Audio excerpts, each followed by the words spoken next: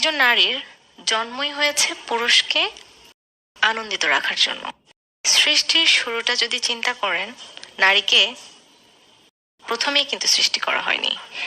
নারীকে সৃষ্টি করা হয়েছে যখন আদম আলাইহিস সালাম লোনলি অনুভব করছিলেন, তার মনোরঞ্জনের জন্য সৃষ্টি করা হয়েছে।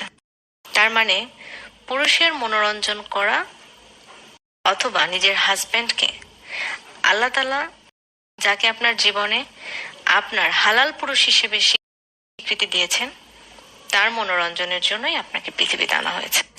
তার উপরে খবরদারি করার জন্য নয়, তাকে মানসিক অসুস্থ রোগী বানানোর জন্য নয়, তার উপরে রাগ দেখানোর জন্য নয়।